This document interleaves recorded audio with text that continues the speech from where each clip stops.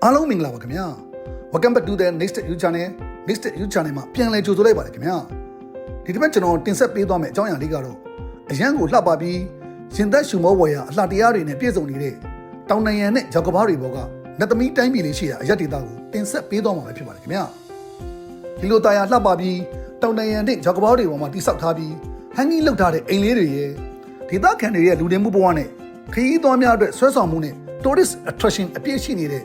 လှပသောရှုခင်းတွေနဲ့ပြည့်စုံနေတဲ့နေရာလေးတစ်ခုကိုကျွန်တော်တို့အတူတူခီးထွက်လိုက်ကြရအောင်ဗျာဟုတ်ကဲ့ဒီနေရာလေးကတကယ်ပဲတဘာဝအတန်းလေးအတိုင်းပဲရှိနေပြီးဒေသခံတို့ရဲ့လူနေမှုဘဝနဲ့အတူရှင်သန်နေထိုင်ကြတဲ့တဘာဝကဘာလေးပဲဖြစ်နေပါတော့တယ်ခင်ဗျာဒါကြောင့်ဒီနေရာလေးကိုလှပတဲ့တောင်နိုင်ငံနဲ့ကြောက်ကဘာတွေပေါ်မှာတည်ရှိနေတဲ့နတ်သမီးတိုင်းပြည်လို့တင်စားခေါ်ကြခြင်းပဲဖြစ်ပါတယ်ဟုတ်ကဲ့ဒါဆိုရင်ဒီလိုလှပတဲ့နတ်သမီးတိုင်းပြည်လေးကဘယ်နေရာမှာတည်ရှိနေတာလဲဟုတ်ကဲ့ခင်ဗျာတရုတ်နိုင်ငံဂျန်ရှီပြည်နယ်ရှန်ဂရိုဒေသကဝမ်ရှင်ဘယ်လီတောင်ကြားထဲမှာတည်ရှိပြီးစိမ့်လန်းဆိုပြေသောတစ်ပင်များရေတံခွန်များနဲ့စမ်းကြောင်းများအပါအဝင်၎င်း၏ရင်သက်ရှုမောဝယ်ရာတဘာဝအလှတရားများကြောင့်လူသိများပြီးတဘာဝကိုချစ်မြတ်နိုးသူများဓာတ်ပုံဆရာများနဲ့ခရီးသွားများအထူးစိတ်ဝင်စားနေသောနေရာလေးတစ်ခုပဲဖြစ်ပါတယ်ခင်ဗျာဒေသခံရွာသူရွာသားများကဒီလိုအန္တရာယ်များတဲ့တောင်တွေထူထပ်တဲ့ကြောက်ကဘာမှာဆောက်လုပ်ထားတဲ့အိမ်လေးတွေမှာနေထိုင်လာခဲ့ကြတာလဲနှစ်ပေါင်း200ကျော်ခန့်ရှိနေပြီလို့သိရှိရပါတယ်။တဘာဝအလှတရားတဲ့တရှိနေတဲ့ခြိုင်ဝင်းများသည်စိမ့်လန်းဆိုပြသောတစ်ပင်များဖြင့်အေးချမ်းသာယာစွာလှပနေပြီးနေရောင်ကြီးအလင်းနှမ်းများနှင့်အတူရေတံခွန်မှဖြာကျနေသောရေပြားနှင့်ကွက်ကွက်ကောက်ကောက်စမ်းကြောင်းလေးများဖြင့်တဘာဝလှပသောရှုခင်းများနှင့်အတူတဘာဝရဲ့ဆွဲဆောင်မှုအပြည့်ဖြင့်တည်ရှိနေပါတော့တယ်။ဒါကြောင့် social media platform မှာလည်းဒီလိုမျိုးတောင်နိုင်ငံကြောက်ကဘာတွေမှာတိစောက်ထားတဲ့ဒီလို hanging ဖြစ်နေတဲ့အိမ်လေးတွေဟာတကယ်ပဲစိတ်ဝင်စရာကောင်းနေခဲ့ပြီး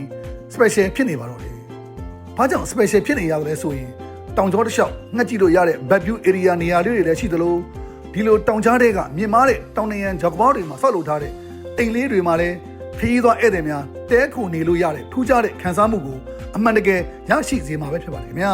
။ဒါကြောင့်ဒီအိမ်လေးတွေမှာခရီးသွားဧည့်သည်များ home stay အဖြစ်နေထိုင်လို့လည်းရပါတယ်။ဒါအပြင်ဂျိုင်ဝမ်တစ်လျှောက်တွင်လည်းတိုက်ခတ်တာသည့်လေနုလေအေးများကိုရှူရှိုက်ရင်းဖြင့်တာယာလှပသည့်လမ်းများတိုင်းလမ်းလျှောက်ရင်းနဲ့တဘာဝရှုခင်းများကိုလည်းခံစားလို့ရနိုင်ပါသေးတယ်ခင်ဗျာနေ့လည်နဲ့ညနေဘက်တွေမှာဆိုရင် traditional Chinese wedding culture show တွေကလည်းလာရောက်လည်ပတ်သည့်ခရီးသွားဧည့်သည်များကို Chinese ရိုးရာကြီးအငွေ့အသက်များကိုလည်းခံစားရရှိစေပါတယ်ဒီဝမ်ရှင်းဘယ်လီတောင်ကြားဂျိုင်ဝမ်တဲတွင်လည်းလှပသောကြေးရွာများနဲ့ရှေးဟောင်းဘုရားကျောင်းများလည်းတည်ရှိနေပြီး၎င်း၏ချက်တည်ရင်နဲ့တမိုင်းဆိုင်ရာအရေးပါမှုတို့ကိုတိုးမြင့်စေပါတယ်ဒီတောင်ကြားလမ်းလေးတွေကဈေးဆိုင်လမ်းတွေမှာလည်းအမျိုးပေါင်း100ကျော်တဲ့ဒေသတွေ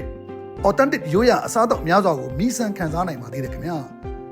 ဥပမာအဖြစ်ရိုးရာဆန်ခောက်ဆွဲဒင်းဆန်ပေါင်းနဲ့ဖတ်တုပ်ပေါင်းတို့ဟာလည်းဒီဒေသဒီနေရာလေးကိုအလဲလာသူတိုင်းအတွက်မလွတ်တမ်းစားသုံးကြည့်တဲ့အောင်ကျွန်တော် recommend လုပ်ပေးလိုက်ပါတယ်ခင်ဗျာဒီလိုတမှုထူးခြားတဲ့သဘာဝစစ်စစ်အရသာကိုခံစားရရှိစေမှာဖြစ်ပါတယ်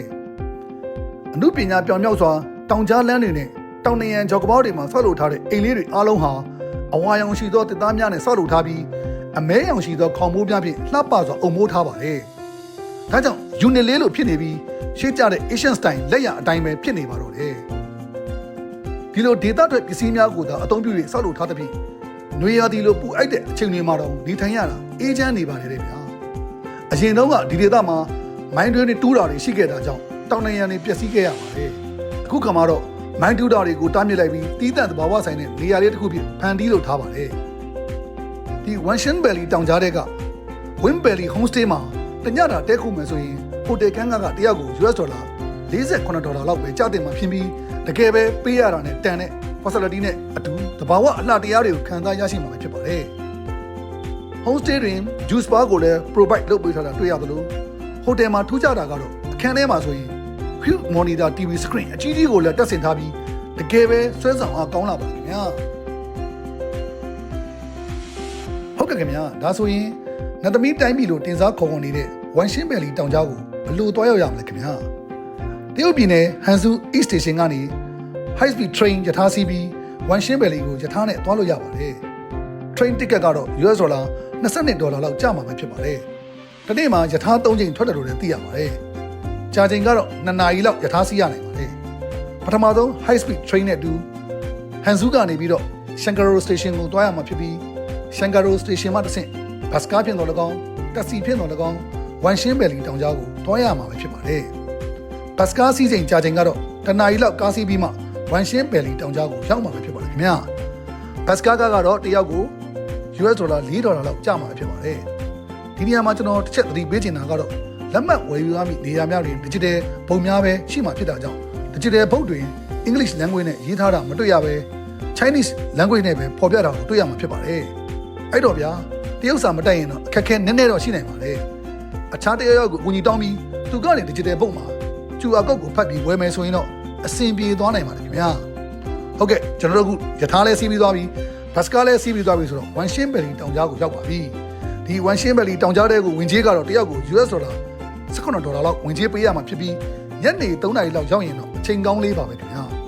ဘာလို့လဲဆိုတော့နေ့ဘက်ရှုခင်းတွေကိုတဝါကြီးကြည့်ရှုရမှာဖြစ်ပြီးနေညိုချိန်အထိတဝါကြီးဓဖန်းလို့လည်းရနိုင်ပါသေးတယ်ညဘက်ရောက်ရင်တော့တောင်နံရံနဲ့တောင်ကြားတစ်ခုလုံးနတ်သမီးတိုင်းပြည်လို့တင်စားခေါ်လို့ရအောင်နတ်ပြည်အလားထင်မှန်မှားတော့စေတဲ့မိအလှနဲ့တောင်ကြီးကလှကျင်တိုင်းလှနေပါတော့တယ်ခင်ဗျာခေါင်းငင်ဘော်ကကျယ်လေးတွေရဲ့အလှကိုလည်းအနိကထိုင်ရည်နေလို့ရပြီးလာမင်းကြီးနဲ့အတူတညာလုံးလှပစွာခံစားနိုင်မဲ့ညာလေးတညာပဲဖြစ်လို့သွားမှာကတော့အသေးချာပါပဲဗျာအတီပတီလှူရှားမှုကြိုက်သူတွေအနေနဲ့ကလည်းတောင်တက်ချင်းနဲ့တဘာဝလမ်းလျှောက်ချင်းတို့ဖြစ်ပြီးရှုခင်းသာလမ်းများအတိုင်းစူးစမ်းလေ့လာပြီးတောင်ကြားဂျိုင်ခွိုင်းတဘာဝအလှကိုခံစားလို့လည်းရပါသေးတယ်ဟုတ်ကဲ့ဒါဆိုရင်တွားရောက်လက်ပတ်ရန်အတွက်အသင့်တော်ဆုံးအချိန်တွေကဘယ်အချိန်တွေဖြစ်နိုင်မလဲတွားရောက်လက်ပတ်ရန်အတွက်အသင့်တော်ဆုံးအချိန်တွေကတော့ဆမ်မာစီဇန်တွင်တွားရောက်ပါကဧည့်သည်များအလွန်များပြားပြီးခောက်တဲ့ဖြစ်လေရှိပြီးဟိုတယ်ငန်းကများလည်းဈေးပုတ်ပေးပြီးဈေးကြီးလာပါတယ်လက်ပတ်ရန်အကောင်းဆုံးအချိန်တွေကတော့ Spring Season ဆောင်းအကုန်ຫນွေအကူຫນွေဥရာသီနဲ့ Autumn Season ຫນွေအကုန်ဆောင်းကူကာလာလေးပဲဖြစ်ပါကြောင်းအကြံပြုလိုက်ပါခင်ဗျာ2024ခုနှစ်ခီးသွွားမှတ်တမ်းများအရာကမ္ဘာလက်ခီးသွွားများ၄တန်းခန့်လာရောက်လက်ပတ်ခဲ့ပြီး